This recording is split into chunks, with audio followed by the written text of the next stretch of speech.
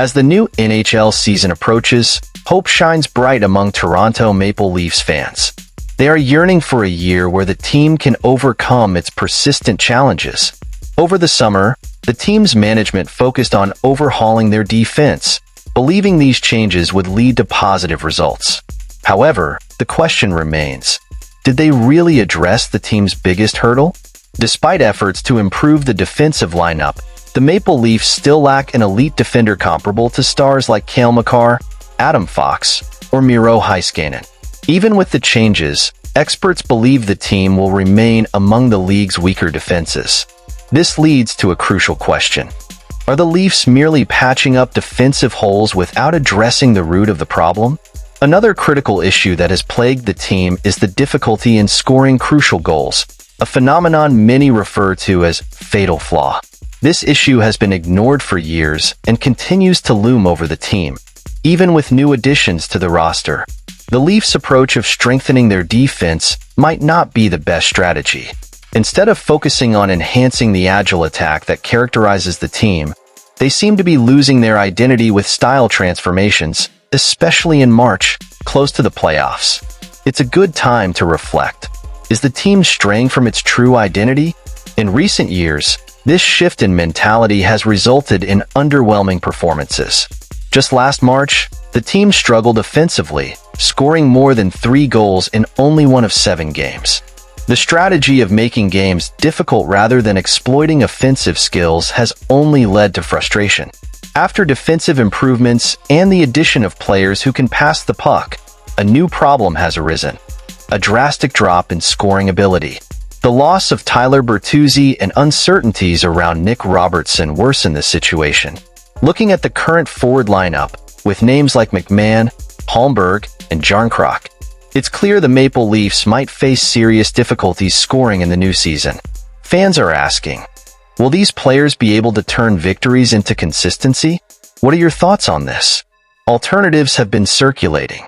What if Mitch Marner were moved to center? Or if there was interest in acquiring a player like Patrick Lane? These are necessary discussions within the fan community. The fact is, if the team doesn't address its critical weakness and find ways to boost offensive productivity, the next season could be filled with disappointments. Let's hope the right decisions are made. What do you think about solving this fatal flaw? Share your ideas and let's discuss. Toronto Maple Leafs fans are buzzing with rumors of a potential trade involving Mitch Marner, one of the team's stars. Recently, a proposal emerged suggesting that the talented forward could be headed to the Detroit Red Wings, sparking heated discussions among fans. What would this mean for the future of both the Leafs and the Red Wings? Mitch Marner, who is in the final year of a 6-year contract worth a notable $65.4 million, has gained attention as a potential trade asset. Fan dissatisfaction with the team's playoff performance intensifies the situation. With Puckpedia's new PuckGM tool, fans can simulate their own trades, and one user boldly proposed a deal that could be a game-changer for both franchises. The proposal includes the Red Wings receiving Mitch Marner, while the Maple Leafs would get Lucas Raymond, Jonathan Berggren, William Wallinder, and a 2025 second-round pick. This move would be a significant step for the Red Wings, who would seek a player like Marner to energize their young roster and enhance their playoff chances. Do you think Marner could be the crucial piece to elevate Detroit's team? In return, Toronto would acquire Lucas Raymond, only 22 years old and selected 4th overall in the 2020 draft. While Raymond is a talented player, he is a restricted free agent and contract extension negotiations are underway, causing some concern among fans. Will he be able to establish himself with the Leafs? In addition to Raymond, Toronto would gain Jonathan Berggren, 24, who has the potential to become a solid bottom 6 forward, and defenseman William Wallinder, a second-round pick who promises to bolster the defense in the coming years. Fans might wonder, would this new configuration of future-ready players be enough to stabilize the team? Although Detroit has not yet signed Raymond, coach Derek Lalonde remains calm about the situation. He notes that the wait is part of the normal NHL process, especially for young players. "I'm not worried," he said, highlighting that this is a common situation and a good deal is expected over time. Raymond had an impressive season, playing 82 games and recording 31 goals and 41 assists. Lalonde praised his progress, stating he found something in the offseason and came back as a different athlete. Do you agree that development can make all the difference for a player? On the other hand, Mitch Marner does not hide his affection for the Toronto Maple Leafs. Chosen 4th overall in the 2015 draft, he recently expressed a desire to stay with his hometown team. That would be a goal. I've already expressed my love for this place, this city. This certainly makes us reflect on the emotional ties athletes develop with their teams, doesn't it?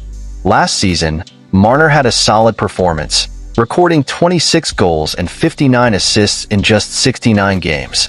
With numbers of this caliber, it would be a significant loss for the Leafs if he decided to leave.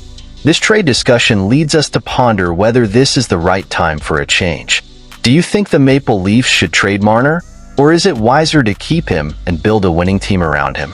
For Toronto Maple Leafs fans, the anticipation for the new season is a mix of promises and uncertainties.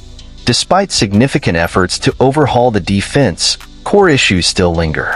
The lack of an elite defender and difficulties in crucial moments of attack put the team's real competitive capacity into question. With buzzing rumors about a potential trade involving Mitch Marner, the situation becomes even more intriguing. What would this move mean for the future of the Leafs and the Red Wings? Could the trade be a turning point or an irreparable loss? Your opinion is crucial. What do you think the Maple Leafs should do to strengthen their performance? Leave your comments, like the video, and don't forget to subscribe to the channel and turn on notifications to stay updated with all the latest news.